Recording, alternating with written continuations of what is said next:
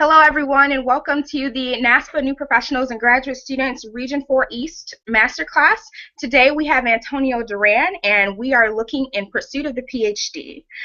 We are very excited, so hopefully you have joined us on our Facebook page at the NASPA NPGS, Roman numeral 4-E. So we will be posting quotes there and great information and any updates that you may need. Feel free to share those updates for yourself as well. We will be asking that you live Q&A with us. So as you live Q&A, we will be asking those questions. Antonio will take about 40 minutes to share his thoughts and reflections on some best practices as he has traveled the PhD application process. And then we will allow you all to ask as many questions as you want, and we will hope to get all that in within the next hour. So again, thank you all for being here with us. On the call, we actually have some of our leadership team and our new masterclass coordinators.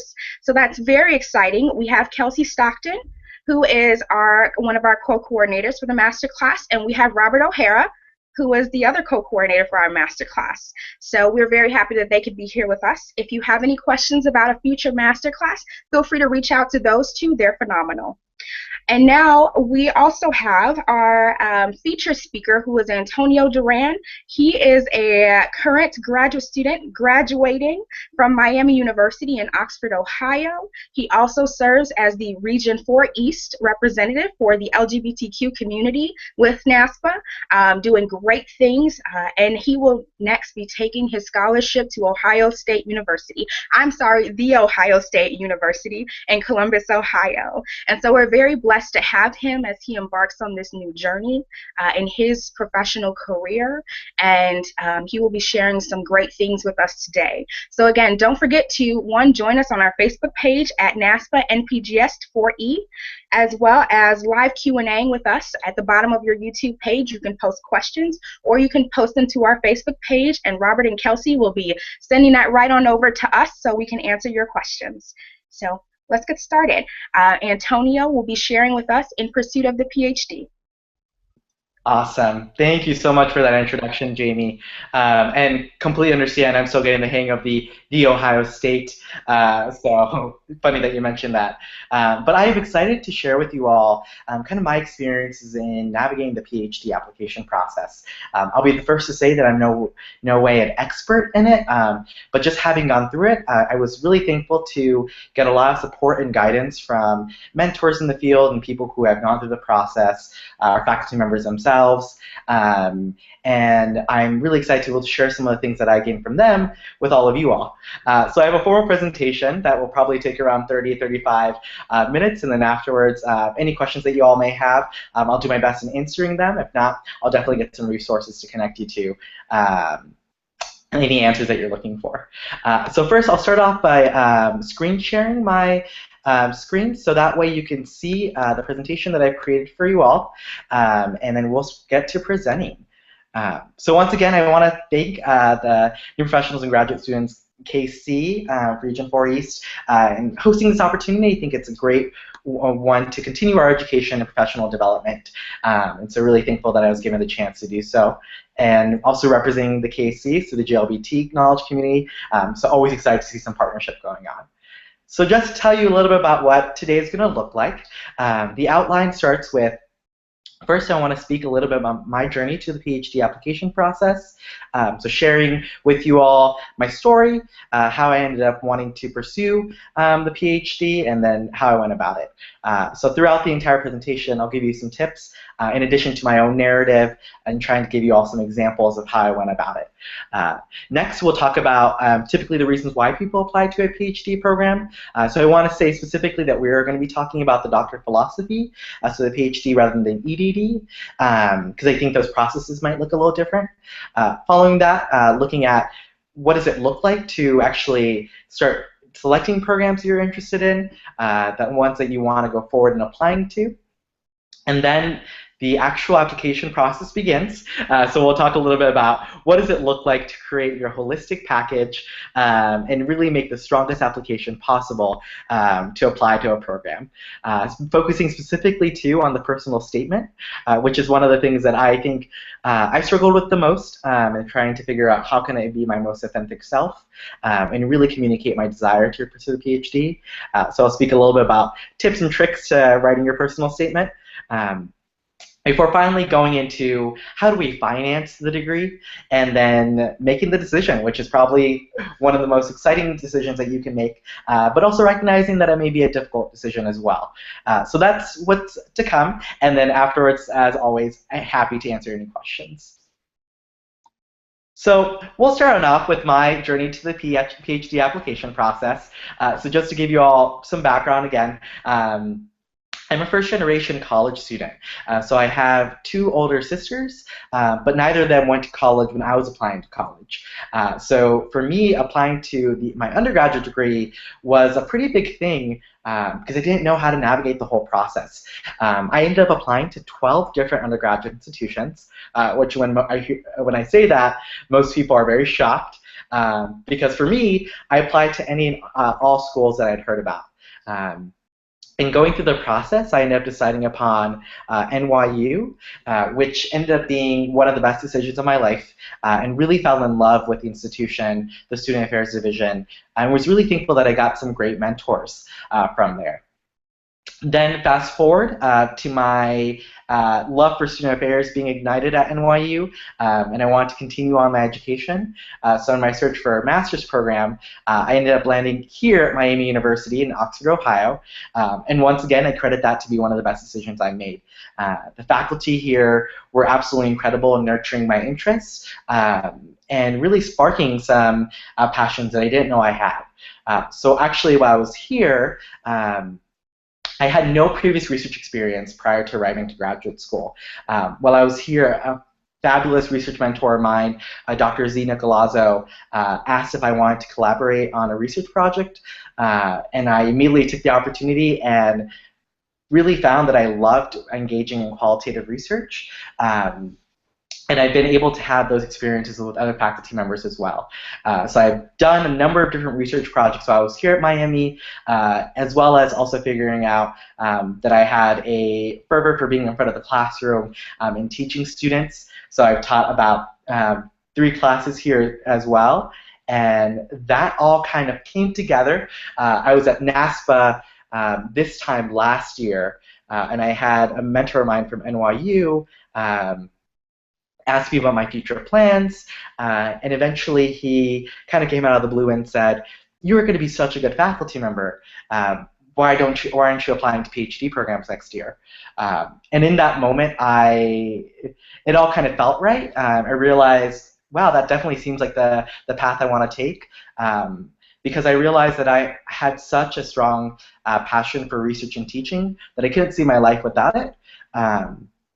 So fast forward once again, and in this past fall, I ended up creating my PhD application package, ended up applying to different schools, and finally, as Jamie recently mentioned, I accepted an offer to go to The Ohio State.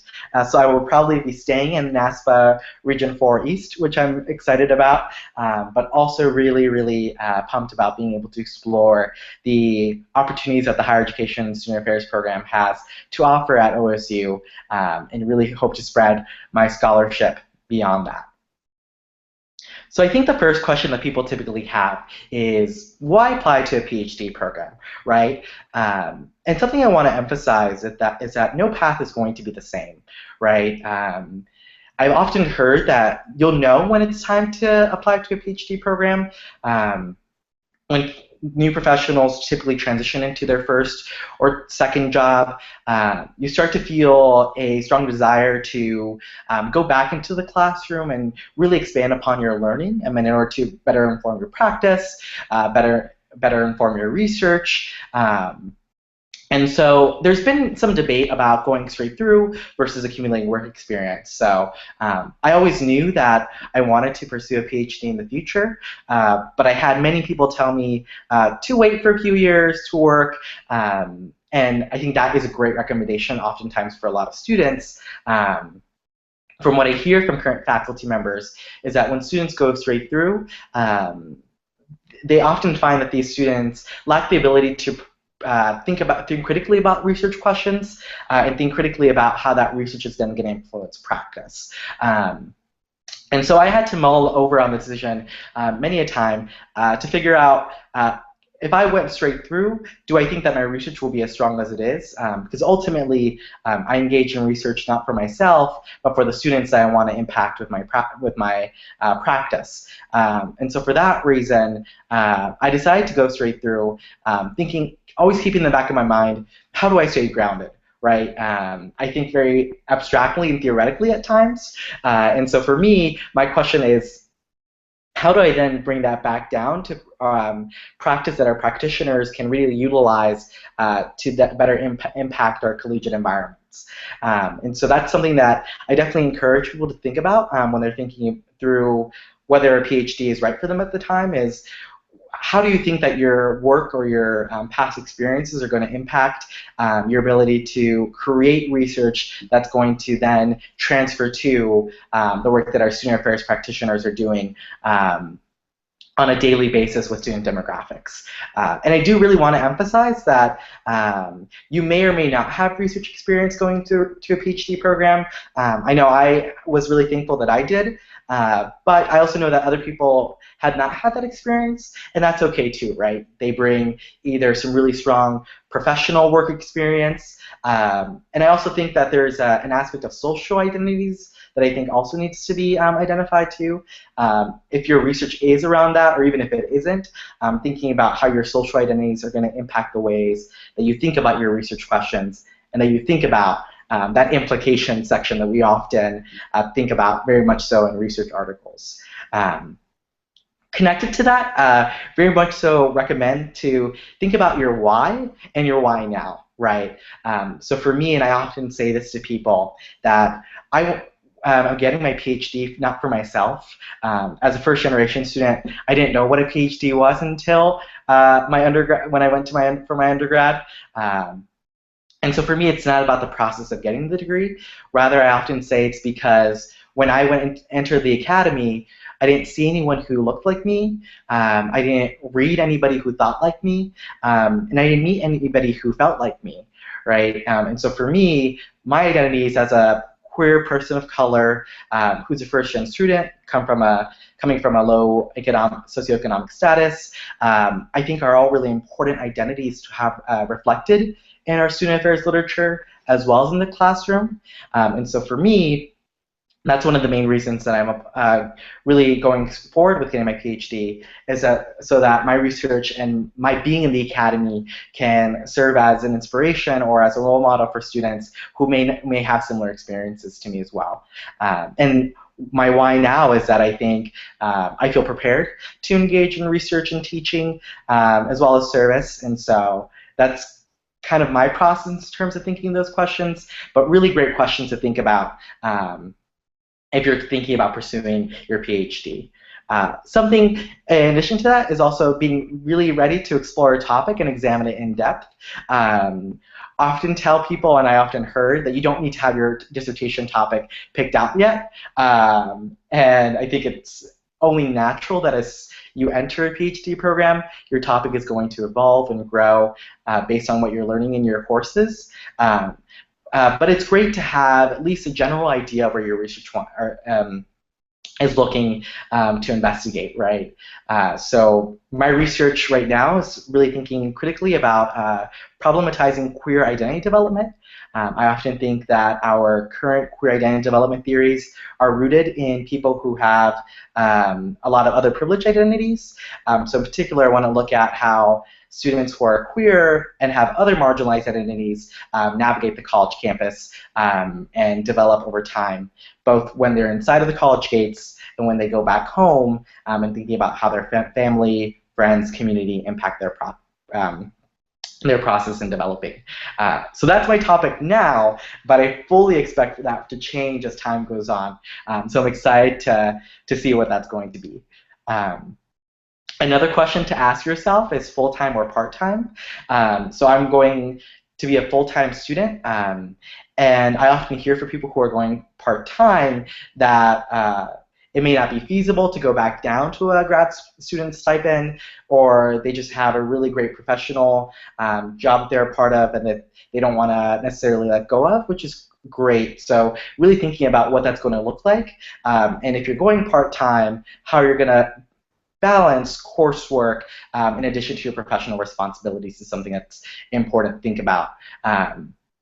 I often also recommend people who are going straight through to their first or second job, who are possibly interested in getting a PhD in the future, to think about, are there opportunities to take classes while you're working and before you enter a program, and what that looks like in terms of does your division offer professional development funds or tuition remission to take those classes?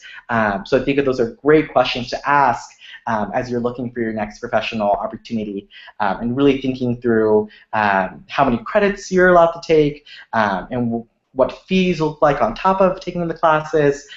So these are just some really great questions to ask if you're thinking about possibly taking some PhD classes while you're also working on a college campus. So next, I think people often ask, where do we start, right? So at this point, you've decided that a PhD is in your future and that it may be a sooner process. And so I have a couple of tips and tricks in terms of thinking through how you start even looking for programs. So first of all, for me, I really wanted to look at faculty members that I had read before in terms of their scholarship, their articles that particularly interested me. And then I very much so branched out to looking at the programs that they were in. So for me, that was my first inclination. So I found these faculty members of interest. Sometimes they're referred to as POIs, so either people of interest or professors of interest. And that was my first kind of thought in terms of looking for programs. It's a good thing to ask if the faculty members that you're interested in, can they complement your research, right? Can they support your research? But they don't necessarily have to directly align with your research topics. So for me, it was important to have faculty members who had done work around identity development, but not necessarily queer identity development. Right, because I knew that they could push my ways of thinking into new ways of thinking about my topic. So once again, they don't necessarily have to completely align with your research topics, but think about how they're going to support you if they end up getting on your dissertation committee. I often heard that an ideal situation is to look for a program where you feel like you can have at least 2 faculty members who complement your research. So the reality is that sometimes faculty members leave, right? And you may or may not have the opportunity to leave with them if they're people that you're really interested in working with. So it's a good idea to possibly look into programs that you could see yourself at least working closely with 2 faculty members, right? So in the case that one person left, you still had one person that you felt can very much so support you throughout the entire process. So the ways that I went about this is that I looked for faculty members that I was interested in, and then I reached out to them in the fall. And decided to have phone conversations with them, gathering more information about their research, how I saw our research complementing each other, and then the program as a whole. So later on in the presentation, I'm going to bring up a few questions that you could possibly ask faculty members in case you're nervous about what the conversations look like and all of that good stuff. I was really fortunate that the faculty members who I reached out to were extremely excited in sharing their experiences, and definitely saw points of connections as well. So I had phone conversations, and then I also went to the Association for the Study of Higher Education conference in the fall as well, which is kind of the academic conference that we have in higher education, and met with faculty members there. So I was able to not only get phone conversations, but also get in-person conversations, which I thought was a great help in making the decision in terms of which programs I was applying to. In addition to that, I also very much so focused on what scholarship was emerging from the programs I was interested in. So what are current students doing in terms of their research, and what are recent alumni doing as well. And not only what our recent alumni studied while they were in the program, but what positions they're currently in. So how many people are now in tenure track positions that graduated from the PhD program, or for those of you who are possibly interested in pursuing a career in administration, what kind of administration positions are they typically taking on, I think is a great thing to think about. Furthermore, also considering what the curriculum or the program focus is as a whole, right? So similar to those of you who pursued a master's in student personnel, college student personnel, or higher education and student affairs, what's the program focus? Is it about social justice? Is it about an administration as a whole? So considering those questions, and how is the curriculum set up to help you get kind of the information that you want to receive? And what are opportunities to take classes outside of the program as well? Some programs have that built in where they want you to get experience outside of the education field, and some programs have that as an optional, or some programs may not have that at all. So being really intentional and looking up the programs often have their PhD handbooks online, and so that's a great place to start as well. Another thing that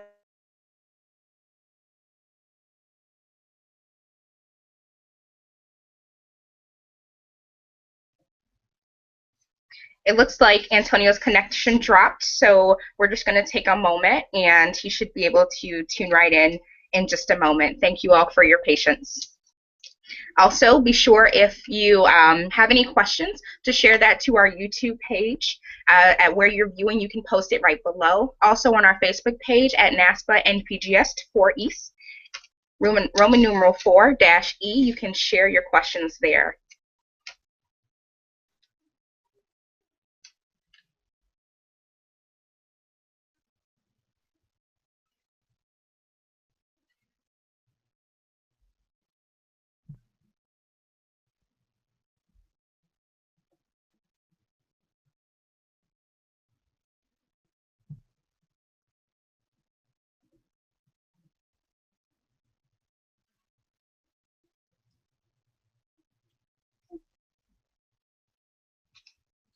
It looks like we have several new viewers. Just so you are informed, just shortly ago, Antonio's connection was lost, so we are waiting temporarily for him to be able to connect back in with the call. So feel free to post your questions or anything that you may have to our YouTube page as well as our Facebook page, and he should be tuning back in shortly.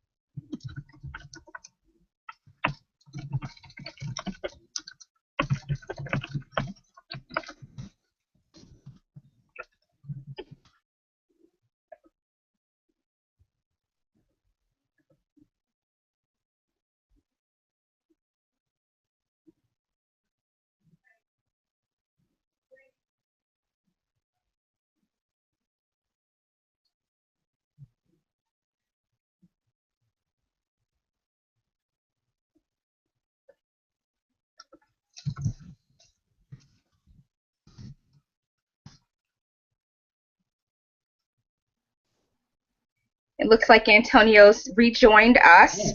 So thank you all for your patience as we have just experienced some technological difficulties.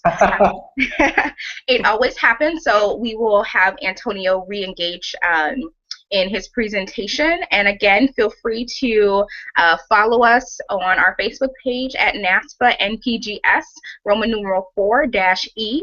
We are the Region 4 East New Professionals and Graduate Students Knowledge Community. And here you have Robert and Kelsey, who are our co-coordinators. And again, we have Antonio Duran, who will commence with his presentation. Awesome, awesome. Now, Jamie, where did I leave off? So it went off right when you thought it did, when you were talking about programs. So if you want to share your screen, that would be perfect. Awesome. So I'm going to share my screen. I apologize. The computer did not indicate that I was off, so I was still talking, which is Oh, fun. But so, Jamie, did it end off at faculty members of interest, or you were further, I think, potentially the next slide. Can I see? okay, right here, preparing for you for the next steps? Yes. Awesome, awesome. So I'll start again, and I want to apologize again for the technological difficulties, but thank you to the team for letting me know. But I'll resume and continue on. Does that sound like a plan? Great. So going back into looking for programs, um, let's move right along. And so as I was mentioning earlier, and as my screen is currently we'll stay here. As I was talking about earlier, is I think when looking for a program, you want to be really intentional in thinking about how programs are going to be preparing you for the next steps. So as I mentioned earlier, thinking about the percentage of people who graduated who are currently in tenure track positions, if you're thinking about pursuing a career as a professor, or who are in senior level administration positions. So I think those are really important factors to be thinking about. In addition, I found it very important to not only get faculty perspectives in the program, but also get current student perspectives, right? So how do they see their experiences within the school, as well as what are they looking to be doing in the future? For me, it was important to have kind of a community of scholars that I think could really really build upon my research. So that's why I reached out to a number of different students in the programs that I was interested to as well. Um, and then finances. For a lot of people, including myself, the financial decision was going to be a really important one. So we'll talk a little bit about later on about what it looks like to finance your degree, but keeping that in mind as well. And then finally, personal circumstances, right? So the PhD, for most people going full-time at least, will take 4 to 6 years. And so that can be a substantial amount of your time studying. But you also want to be sure that your personal self is also fulfilled, whether that is for you being near family, friends, or just being in a supportive environment, whether that's a city, a town, or something along those lines. In addition, something I wanted to say is that there's no ideal number. So while I was going through the process, I knew people who applied to only 1 or 2 programs, and I know people who applied for a lot more. So I applied to 7 programs in all, and so I want to let you all know that that can be a lot, right? Because you want to keep in mind the time that's going to be spent preparing your applications, as well as the fees that it costs to apply, to send transcripts, as well as to send your GRE scores. So be definitely thinking about that when you're applying to programs. I know that as soon as I knew that I was going to be trying to go straight through, that I created a budget, and very much so sought to stay in that budget throughout the process. So as I mentioned earlier, I have potential questions to ask faculty members. These were passed down for me from one of my mentors who also applied to PhD programs, and I'd be more than happy to share these as well. But some good questions to be asking are what research are current students doing? What do the classroom strategies look like, right? Compared for doctoral students to master's students. For me, going straight through, I wanted to know what kind of support I would have being a master's student transitioning to a doctoral program. Also asking questions about teaching, what advice that they have in selecting the best program, as well as asking those typical questions of like, what challenges do students often have, and what do the faculty members perceive as being the strongest areas of the program. And then finally, it's important to be asking the faculty members about their research and to see if there's going to be any points of collaboration should you pursue their program, and thinking about what kind of scholarship are they engaging in, and how can you help them out throughout that time there. And then conversely, I also have potential questions to ask current students, and thinking about what does the relationship look like with their advisors, right? Some people, some faculty members have really close relationships with their advisees. Some are a little bit more hands-off. And so if you feel like you want a close relationship, I think that's a good thing to be asking the current students that they're working with, as well as asking about their experiences as it pertains to doing research with faculty members, doing their own original research, and all of that good stuff. And then thinking through what does it look like for the department to be preparing you for the dissertation, how do they navigate living on the stipend, and once again, what advice that they have in selecting the best suitable program. So moving right along, at this point, hopefully you've solidified which programs you're applying to, and now you're starting to think about the application process. So typically, most schools will require you to have a personal statement, to send in your resume or your CV, your GRE scores, letters of recommendations, and some schools may also have you do a writing sample. So with your resume, CV, very much so pay attention to that, and in terms of what they're requiring you to submit. So I know for one of the schools that I applied to, they wanted a 2-page resume, and I thought this was very much so because whether or not you had a 6-page CV or a longer CV, that resume may be utilized to recommend you for university fellowships.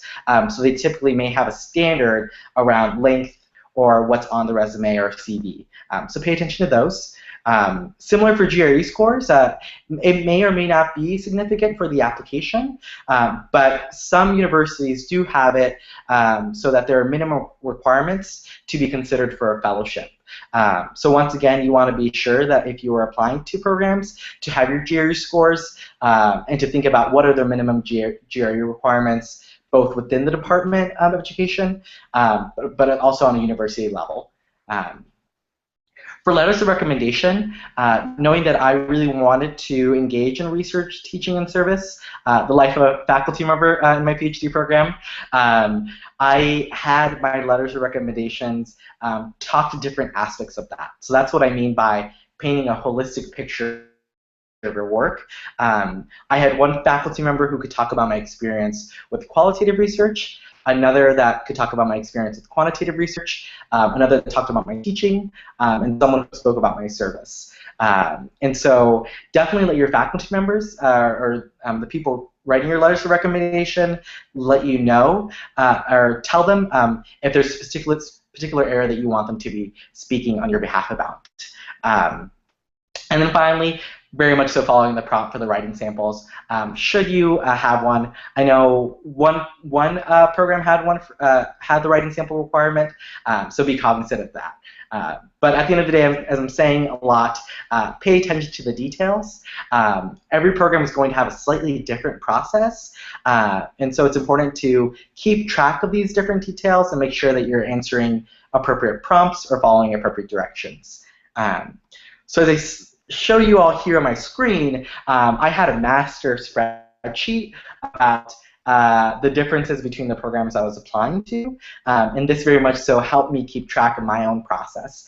So I had things such as the application deadline, whether or not there was a separate fellowship application, what they want the statement of purpose to look like, how many letters of rec, and even things such as what username and password am I using to enter the application portal, because those are important things to remember, and you want to keep the process definitely as low stress as possible. So I very much so recommend you all having some system in terms of keeping organized with the details. In talking about the personal statement, this is typically one of the best ways to represent to a program what you're looking to do, as well as who you are. And so once again, pay attention to the prompt. Some may have different approaches, but some common considerations are, what are some skills, talents that you would bring to the program? Most programs will ask you about your research interests and what you're hoping to do. I very much so recommend to incorporate which faculty members you're looking to work with. So every one of my personal statements, they were personalized to the program and very much so indicated that I wanted to work with certain faculty on within the entire program, because that's going to be important when they're making advisor-advisee relationships, or when you're just talking to them throughout the process. Because if you say that you want to have a connection with them, they're much more likely to reciprocate that connection with you. Definitely revise and have others review your personal statement. I think I review my personal statements at least 3, 4, or 5 times, because other people are then going to be able to maybe shed light on things that you hadn't thought about. And then try to be as authentic as you can. So one of the things that I grappled with in my personal statement is that my first paragraph was going to be in Spanish. And knowing that that might alienate people, I thought about it a lot and included a line-by-line translation. So for me, that was my ability to compromise in terms of what people were telling me, but still trying to be authentic to who I was as a scholar in terms of providing counter-narratives in higher education, and really very much so being true to my identities as well as my research. So moving along, financing the degree.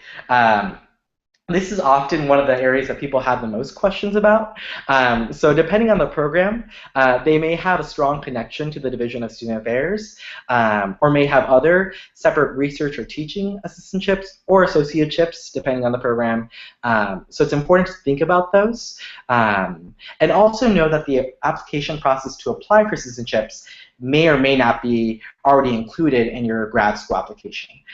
So some of my prospective schools had a separate assistantship application, so I need to be cognizant of doing both.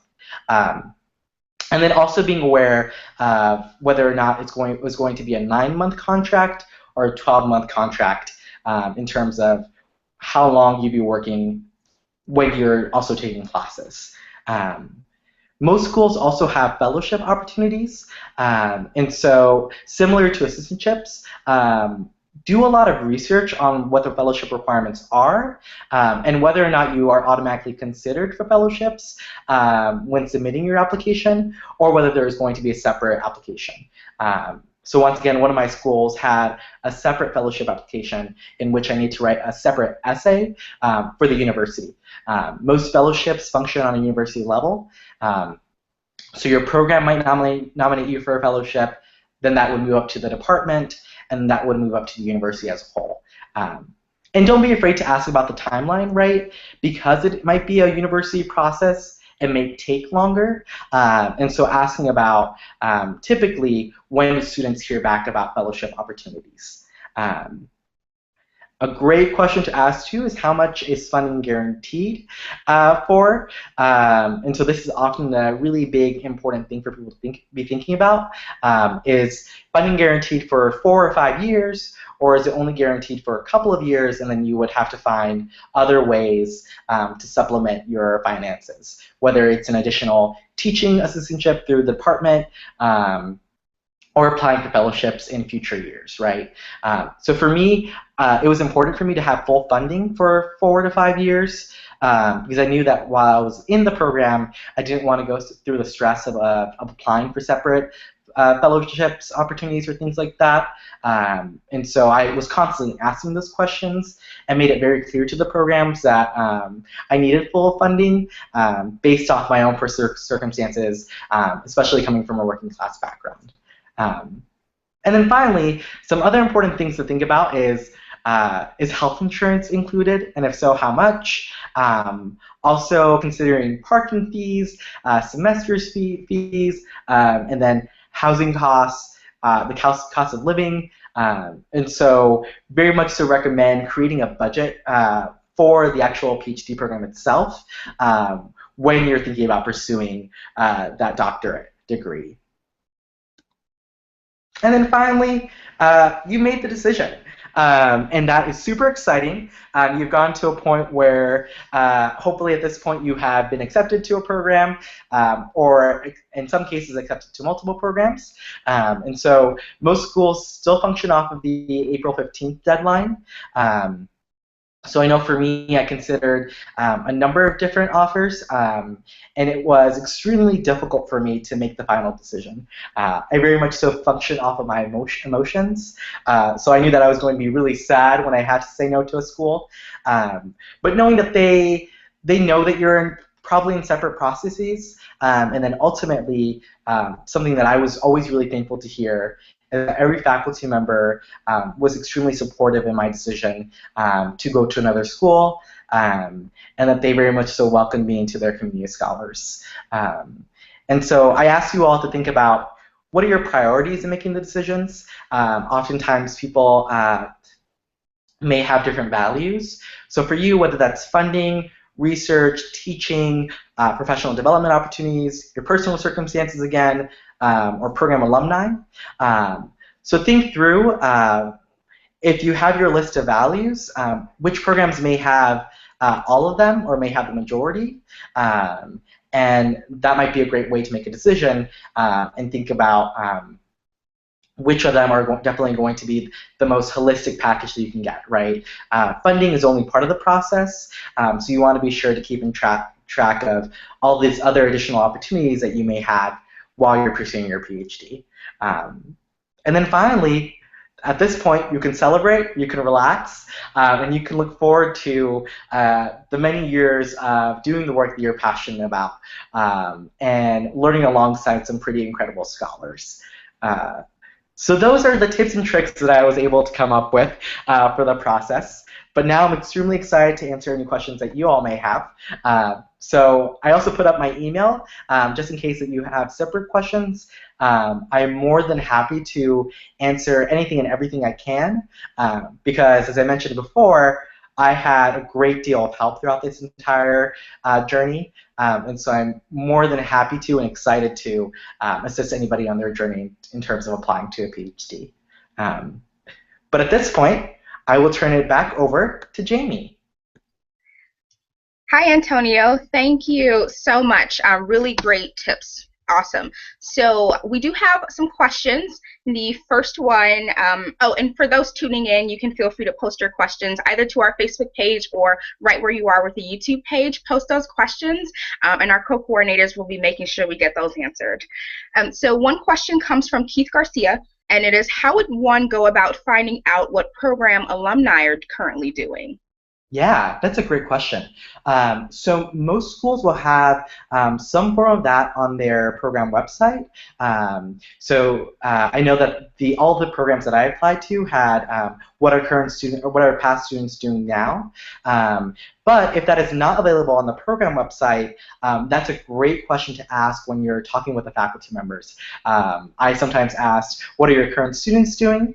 And what are the past students that you advised also doing at this point? So great question, Keith, and I definitely recommend you looking that up on the website or asking faculty members or even current students if they know people who had gone through the program before. Awesome, thank you. Our next question is from Vanessa Werner, and it is, can you post these faculty questions somewhere so we can have a copy? Oh, yeah, sure. So if it makes sense, I'll post them in the event page. And definitely always looking for feedback on the questions, too. I'm excited to share the resources that I was given throughout the process, so anything that you all would like access to, more than happy to share that, especially if you want the spreadsheet, for example, that I utilize to keep track of the process. Let me know about that, too, and I can post that on the event page as well. Awesome. And we also can, Antonio, if you're comfortable with that, we can share that in the file section of our NASPA NPGS 4 East page for anyone, as well as we have this in our YouTube page as well in terms of your presentation. So these are great resources to hold on to. We have a question from, I apologize if I do not pronounce the name correctly, Elaine Tamargo. And this person asks, when mentioning the faculty of interest, did you mention in your personal statement that you connected with them previously / met them at the ASHE conference or over the phone? Yes, so I actually did. for example, for my the Ohio State application, I had spoken to Dr. Susan Jones, Dr. Terrell Strayhorn beforehand, and so I included in our conversations. I had learned that our research interests very much so align, and I would be extremely excited to continue on thinking about possible collaborations. And so it's a great thing because they may or may not be talking with other students, and so it's nice to give them a little reminder that you all shared a conversation. And I often found that faculty members actually responded to my thank you emails that I sent after our conversations, after I submitted my application. So always really good to keep in contact with the faculty members of interest and to send those thank you emails right after you speak with them too. Awesome. Thanks, Antonio. I have a question. Yeah. Right. So you mentioned mentors being a great part of, developing questions and really helping, through the path. And I think that's a beautiful thing, especially about student affairs and higher education in general, is the use and the access that we have to mentors. So how did you develop that relationship in terms of now thinking about going for the PhD and really utilizing your mentors through that process? Yeah, of course. So as I mentioned, I had some really incredible people who helped me out throughout the entire process. Um, for me, that was largely the faculty members that I had here at Miami. Actually, a couple of faculty members will remember this is that, as I mentioned earlier, I always thought that I wanted to pursue a PhD. So during my first couple of weeks here, I went to meet with my program advisor as well as another faculty member and said, what experiences should I get to really help me in the PhD application process? And they were like, okay, well, just explore, do your own thing. But then when I came back to them in the next semester, when I had made the decision to apply straight through, they were extremely helpful in that. So for those of you who had gone through a master's program in a college student personnel or higher education program, definitely encourage you to utilize those faculty as resources. I know that one of my faculty members actually sent the emails to my faculty members of interest and got me connected to that way. So that way it wasn't a cold call or a cold email, but I had already had a connection in speaking with them, which was extremely helpful. In addition to that, I had current PhD students who helped me throughout the process. So they shared resources. They gave me their tips and tricks. So definitely, as Jamie mentioned, foster those relationships. And for any of you thinking about that, consider me now one of those connections. So more than happy to have individual conversations or offer individual help in thinking through the PhD process. But I think that's a great question and really good thing to consider about, especially if you have people who have already gone through PhD programs or are now faculty members themselves, and how they can help you out throughout the process. Awesome. Thank you, Antonio. And because I really do believe in fostering those relationships, and I think that you're a great resource for people, I'm going to ask that you say your email address one more time for those viewers that we have. We've had one person join in. So if you want to share your contact information one more time with the viewers. Yeah, of course. You can contact me for the time being at duranaa at miamioh.edu. But my general email address is antonio.alberto, alberto.duran@gmail.com. So that is my personal email address, and feel free to contact me on either with any questions that you may have or any advice that you might need. Awesome. So I'm going to speak to the co-coordinators who are actually on mute right now and see if they had any more questions, or if Antonio had any last words of advice or resource sharing. It seems you've given us so much. Some feedback that we've gotten is that it's been such a great, concise presentation that we don't have too many questions, which is always a good thing. That's good. So thank you. Is there anything else you would like to share? Yeah, of course. So I'm super excited for anyone who's considering this path because I think that it is so valuable to be able to get the skills to engage in research and teaching that is going to impact the students that we have. So something I will say, if you never thought you were good enough for a PhD program or never saw yourself doing it, I would say that you are valuable, you are worthy, right? As I mentioned previously, I would have never thought that I would be pursuing a PhD program when I was growing up. And so the fact that I'm doing it now and will be starting in the fall is something that I know is a testament to the people that supported me throughout my entire process in the academy. And so know that you can do so as well, and that there's always more research to be done, always gaps in the literature that can be filled by thoughtful and really intelligent people that we have in the field. So consider that, and very much so for PhDs in your future. That is extremely exciting, and I know that I'm more than happy to help out in any way possible. Thanks, Antonio. So that was In Pursuit of the PhD with Antonio Duran, who will be taking his scholarship to The Ohio State University in Columbus, Ohio. Just to wrap up, we always encourage folks to join us on our Facebook page at NASPA NPGS, Roman numeral 4-E. You may also email us with any questions or concerns that you have at npgs for the letter E at gmail.com. We hope this has been something that's been valuable for you all watching. This link will be posted on our Facebook page, and this will be available on our YouTube page as well. So thank you all for tuning in, and we hope that you are checking into our next masterclass as a part of our online series. Thank you.